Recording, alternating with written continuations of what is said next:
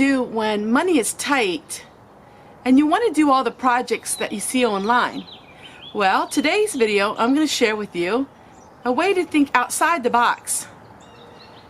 There's more than one way to do many things in life. I'm going to share with you very unconventional and very unusual ways that you can take store-bought jars and you can use them for canning and all kinds of things. Share with you just some tips and tricks on how you can can using store-bought jars.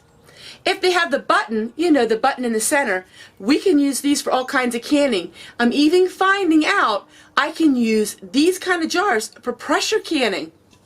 Imagine that. If you check the jar and it's thick glass just like this, you can use it for pressure canning. I've done it now with 3 different types of jars and so far it's been working amazing. A jar like this. My friend Sue saves me all of these jars and I'm really using them. And I'm finding all kinds of ways that you can actually seal food in jars like this. You're not going to find a video like this on the internet, not many of them anyhow, because I like to think outside the lines. Did you know before I was Homestead Tessie, I was Tightwad Tess? I was Tightwad Tess, and that was a name that was given to me way back in 2000. I like to share with you unconventional ways of doing things. I like to share with you old traditional ways of doing things, like sealing jars with paraffin wax, like the old days. I like to share with you old ways of doing things that are long lost arts. So let me show you what all I've been working on this week and share with you just ways that you can save money even if it's canning or storing your food. 2 years ago I did a project which a lot of people enjoyed. It was using Starbucks bottles to can. Now this was some vanilla syrup that I made 2 years ago. It's amazing. I use this in my cinnamon roll recipe. You can use it for coffee, anything. You can make some icing with it for on a cake. This is basically, it's a simple syrup with vanilla beans in it and it's sealed. I'm going to show you today how I seal my Starbucks coffee jars. Now this is an open canning method. In other words, you only want things with a high sugar content.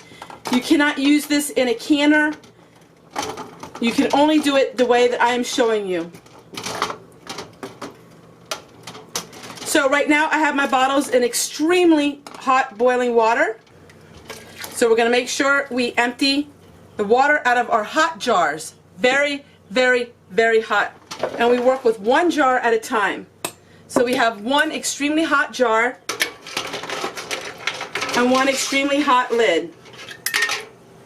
Now we're going to go ahead and we're going to put our blackberry syrup in here.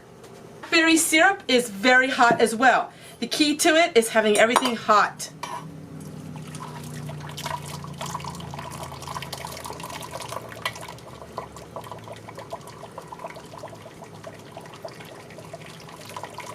We're going to fill up our jar as full as we can.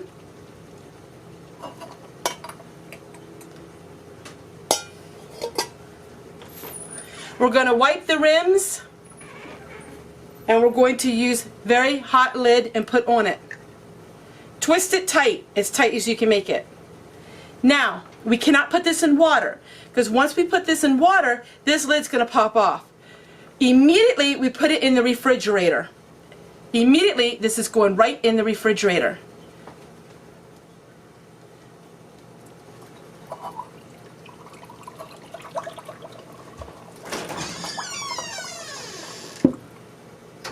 So we're going to go ahead and we're going to fill up another jar.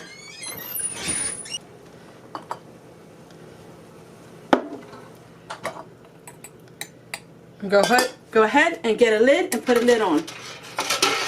This works for any kind of simple syrup. Strawberry syrup, blackberry syrup. Now this will go right directly into the refrigerator. So here's what we got with the raspberry syrup. One of them sealed really well and the other 2 didn't seal. Now this is what happens when you use things that aren't typically made for canning. You will have some success and some unsuccess. So the one that's sealed, I can put it on my pantry, and these other two, I'm just going to freeze them. They freeze really well. Some people have more success at things like this than other people, but I like using these jars. When you go to freeze them, my friends, make sure you have enough of head space that you want some air, and lay them over to freeze. Do not freeze them standing up or they will burst. Lay them over to freeze and they will freeze just fine. And the one that's sealed, it's great. I can put it on my shelf. And the other one's sealed. But Starbucks, these coffee jars are amazing for freezing. You can freeze anything in them. As you see, the glass is very strong. Also, I'm going to show you that these jelly jars, I can pressure can. I pressure canned this water in this jelly jar. It's very thick glass, and thanks to my friend Owen for giving these to me. There's going to be many upcoming videos where I'm actually canning beans in these jars. Amazing. It doesn't cost me anything because these are store-bought jars. So if you have a friend that buys a lot of food that uses the store-bought jars, tell them to save them for you. It can make a huge difference in your bill for canning. In this day and age, storing food is something that is looked upon as being eccentric or really strange. Well, that Tessie, she sure is a weirdo. There's something not right about her. But did you know storing food was a traditional housewife's chore? Storing food back in the 1900s, 1920, 1950, even in the 1960s and 70s, storing food was something that every housewife did. It was her daily task. Sadly, because we live in the modern age, storing food is nothing people do anymore, but it's becoming more popular. You don't have to store food only if you live in certain areas where you're hurricane prone. You can store food no matter what. If you have an illness of a spouse or yourself, or if you just want to save money. Storing food is a wonderful way to save money because you buy it when it's really cheap and you have it for years to come. We don't know what tomorrow brings, but we can help ourselves in just a little bit by being a little more self-sufficient, no matter where you live. I'm going to be sharing with you more and more videos on dehydrating food, because that is something that is easier for people to do. Dehydrating food takes less space than canning, and it's things that don't require a lot of heavy lifting and things like that. I would say if you were a senior citizen and you would love to learn how to preserve food, maybe you would want to learn to dehydrate food. That's something that you're not messing with water or cumbersome bottles and jars, but you can store food that's dried. It's so much fun, and it's a hobby that becomes a money-saving gift that will last you a long time. I'm going to share with you a very amazing trick that Ellen Fisher actually taught me how to do it. So what you do is, Alan bought me these canisters. These are canisters that you can use for food storage. But if you take a regular pickle jar or any kind of jar that has the button top lid, this one I put some pink Himalayan salt in it that I got it from the Dollar Tree.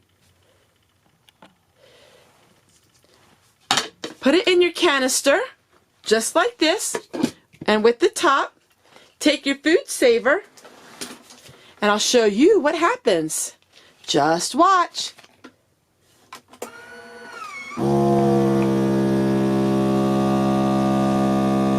So what we're doing is we're taking all of the air out of the food saver, big canister.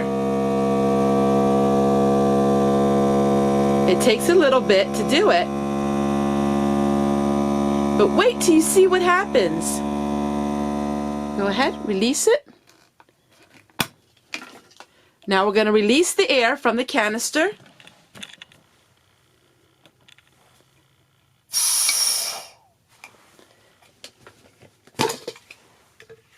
And take a look what happens. It's sealed. Take a look at that, my friends. Ellen Fisher taught me how to do this. See? It's sealed. Now we have a sealed container with our dried goods. Here's another one. Listen.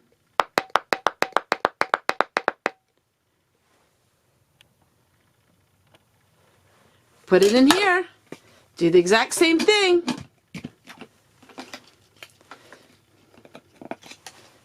And once again, it's sealed. So I'm going to try to find these canisters, and I'll put it in the description box below. If you're interested, they have in, I think it's 3 different sizes, so you can do like 3 different size jars. It's worth its price. It's really worth it. Take a look. Love it. Thank you so much, Alan Fisher, for finding out that this is a great way to save all of your dried goods.